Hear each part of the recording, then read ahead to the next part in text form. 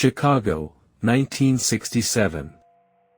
The city buzzed with heat and jazz, but far from the rhythm of the streets stood a crumbling hospital no one talked about unless they had to. Mercy Hill General, built in 1910, had been partially shut down years ago.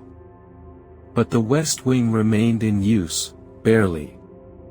Evelyn Jacobs was 24. Newly certified. Eager to work.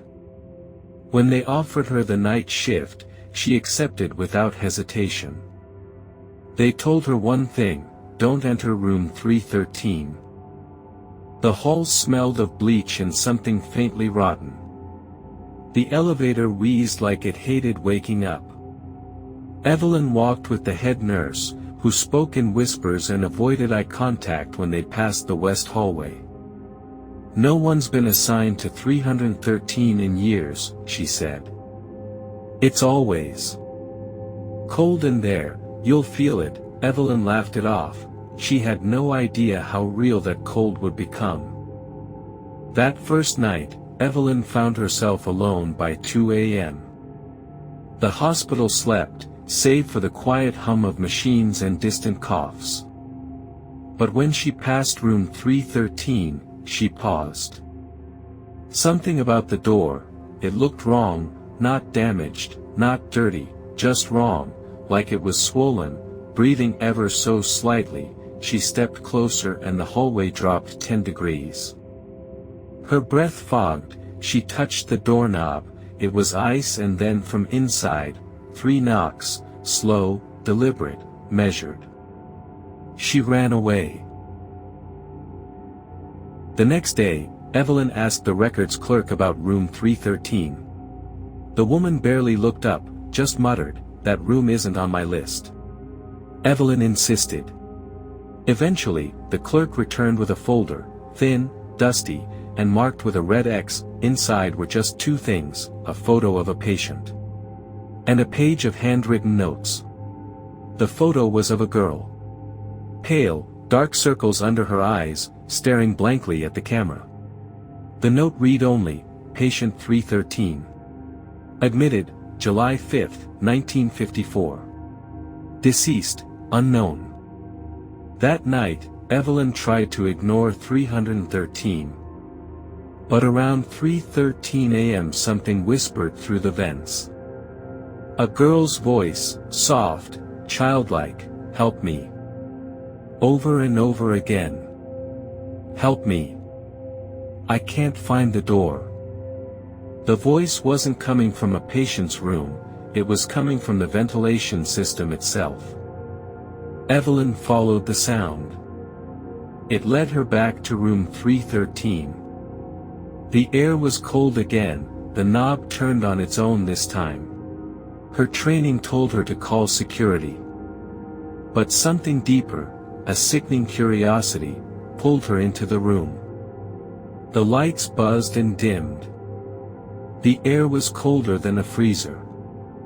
The room smelled like old blood and decay, but it was empty. Then the door slammed shut behind her. She turned, but now the bed wasn't empty. A small girl, maybe 10, sat at the edge, head lowered, hair covering her face. She whispered, "Don't let them take me again." When the lights blinked again, the girl vanished. But wet footprints led from the bed across the floor. Small, barefoot prints, going up the wall, and onto the ceiling. Evelyn screamed, pounding the locked door. When it finally opened, the prints were gone. No one believed her. Not the head nurse. Not the doctor on call. "Room 313 has been empty for years," they said. "Maybe you're working too many shifts." Later that week, an older nurse named Clara pulled Evelyn aside. "I worked here in '54, she whispered. "Room 313 was sealed after a patient disappeared from inside, locked door, no windows. They say she was taken, not by a man, but by something else." Clara pressed an old newspaper clipping into Evelyn's hand. The headline read, "Girl vanishes from locked room." Every night since then, room 313 called to her. Every night at exactly 3:13 a.m. she heard the whispers. The door creaked open. Sometimes the girl appeared. Sometimes just her reflection in the old glass. Evelyn started logging the time, the temperature, the voices. One night she recorded audio. On playback, there was a second voice, low, growling, male. It said one word, mine. She tried to find the full patient record. Clara pointed her to a restricted basement archive. Dust choked the air. Evelyn found a box labeled 313. Inside, everything was scorched. Burned edges and melted plastic. But one folder survived, the chart of Margaret Holloway. Age 10. Committed after claiming to speak with the darkness under the floor. Her final note, patient entered catatonic state after event in room 313. Room sealed permanently. But it hadn't stayed sealed, had it? 3 nights later, Evelyn returned to room 313, this time armed with a Bible in her pocket and a borrowed rosary. The girl didn't appear. Not at first, but the lights dimmed to black, and then, a low hum started from the walls, like electricity groaning in pain. A crimson liquid, thick, slow, began to seep from the corners of the room. It wasn't paint. It smelled of rust and death. The door slammed again. This time, Evelyn screamed prayers into the dark. From the ceiling came a voice, not a whisper, but a roar, "You opened it again."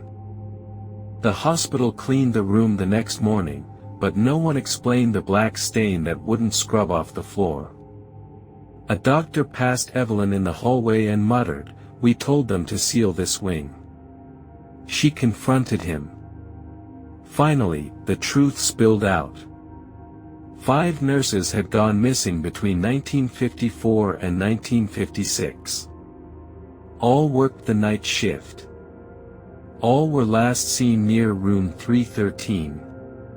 No bodies, no suspect, just silence. The stain, he said, first appeared the night the last nurse vanished. That evening, the old hospital phone in the West Wing rang. Evelyn picked it up instinctively.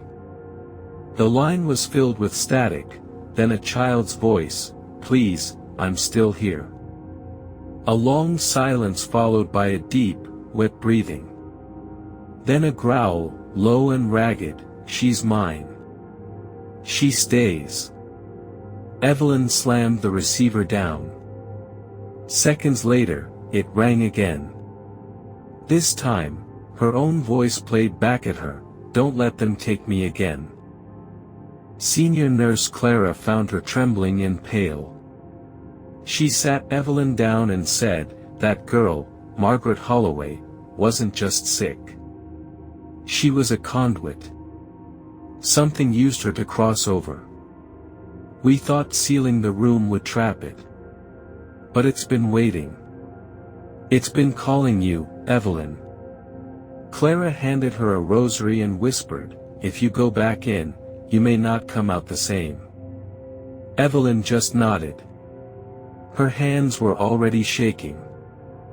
Evelyn returned that night, driven not by courage, but by obsession. Inside room 313, everything had changed. The bed was gone. In its place stood an old iron cradle, it rocked slowly, but nothing touched it. From within came the sound of cooing, then a shriek, sharp and painful. She stepped forward, and the cradle stopped. Inside, instead of a baby, lay an old, blackened doll. Its eyes were missing, and its mouth had been sewn shut with hospital suture thread.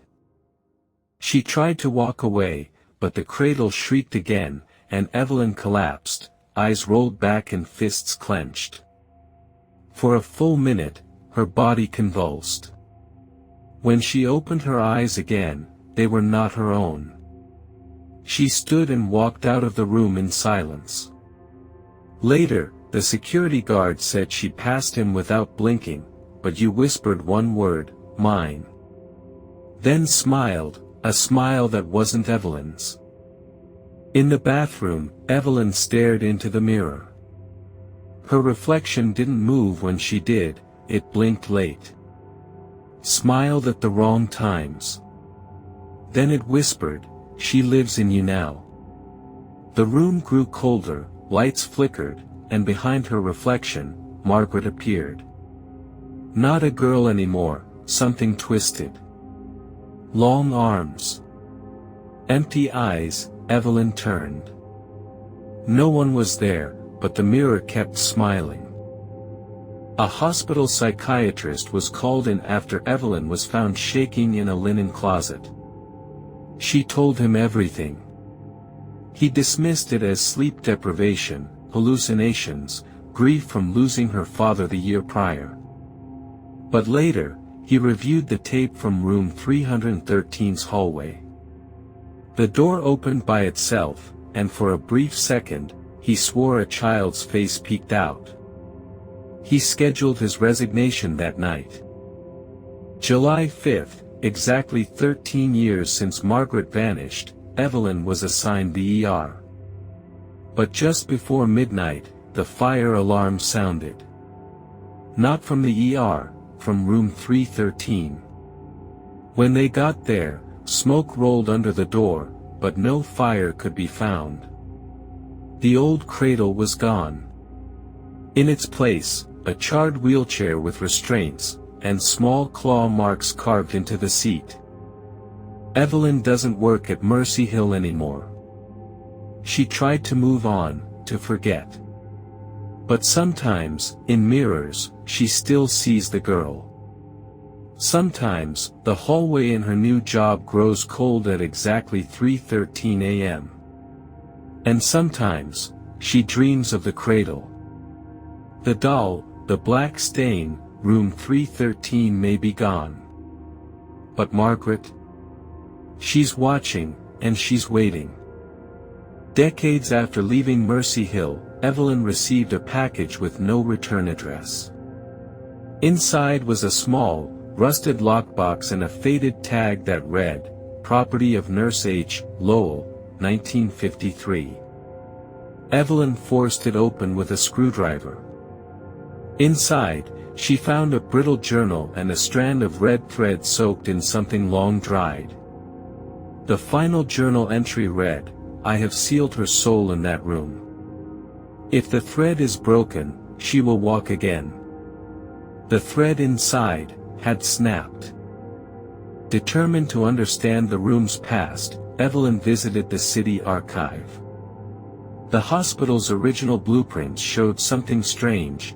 Room 313 had once been a sealed storage chamber, used briefly in the 1930s for unfit patients. It had no door back then, only a reinforced wall.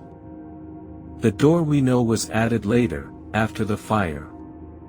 After Margaret disappeared. The blueprint was labeled in red ink, "Do not unseal, containment ward."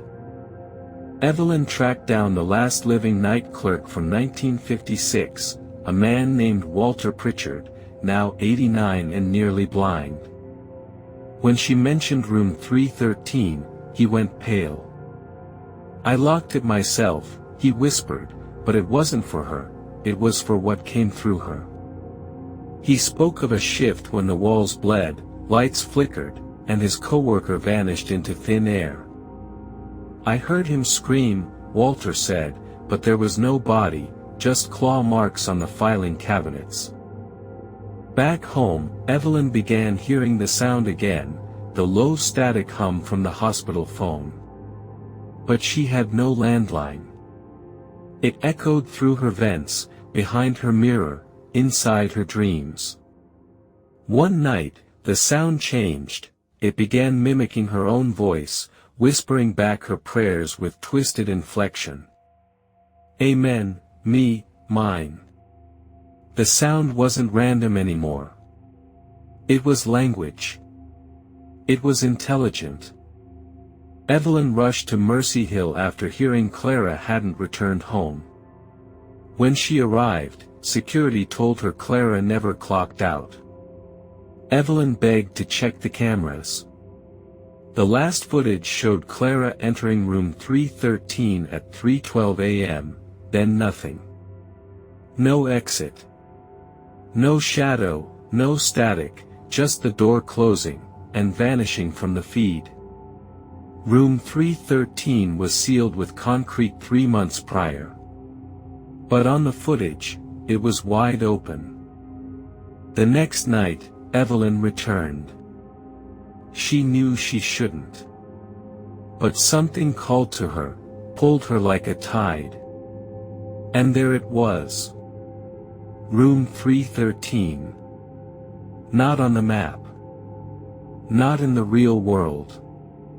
But on the 3rd floor, at exactly 3:13 a.m. the door appeared where there had been only blank wall. This time, she stepped in alone. The cradle was waiting. Rocking. Empty. Yet still whispering her name. The inside was different now, red, like dried blood. The walls pulsed like veins.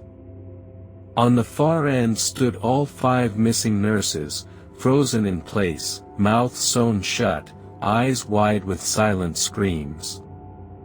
Margaret stood in the center. But her face had no features. Just blank skin where eyes and mouth should be. And still, Evelyn heard her speak. From inside her head, "Come closer. Trade your voice for theirs." Evelyn stepped forward. Her hand bled. Her heart raced. "Take me," she whispered, "but let them go." Margaret opened her stitched mouth, and screamed. The scream cracked the walls, shattered lights, and everything went black. When she awoke, the nurses were gone. Margaret, too. But the door was still open. The cradle, still rocked. Evelyn didn't speak for 2 months after that. Years passed. Evelyn never returned to nursing. But one night, a child's drawing arrived in her mailbox. No name. No return address. Just a scribbled image of a cradle, and a nurse inside it. Her face was unmistakable, it was Evelyn's. And beneath the drawing, a single word written in shaky child's handwriting, "Soon." In 1993, Mercy Hill was demolished. Evelyn thought it was over. But in a new city, in a new hospital, late one night, she walked past a room labeled 313. It wasn't supposed to be there. The door looked the same. The humming was back. Evelyn froze. The handle turned from the inside. Slowly. And from the other side came the voice she tried to forget, mine. Room 313, never left. It only moved.